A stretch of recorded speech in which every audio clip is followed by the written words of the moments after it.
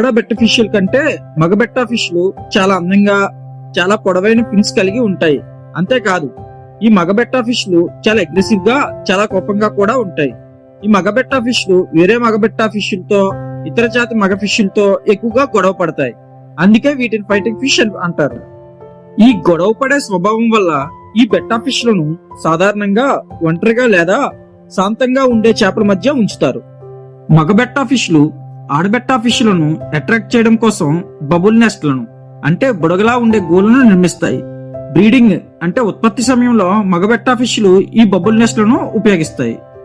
After meeting అంటే జతకట్టిన తర్వాత మగ బెట్ట ఫిష్లు ఎగ్స్ ను సేకరించి వాటిని జాగ్రత్తగా బబుల్ నెస్ట్ లో ఉంచుతాయి. ఈ బెట్ట ఫిష్లు కార్నివోరస్ అంటే మాంసాహారు.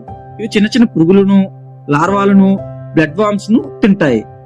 ఈ బెట్ట ఫిష్ల యొక్క ప్రత్యేకమైన ఇంకో గుణం ఏంటంటే చాలా ఫిష్లు వాటర్ లో ఉన్న ఆక్సిజన్ మాత్రమే పీల్చుకోగలవు. కానీ ఈ బెట్ట ఫిష్లు గాలిలో ఉన్న ఆక్సిజన్ కూడా పీల్చుకోగలవు.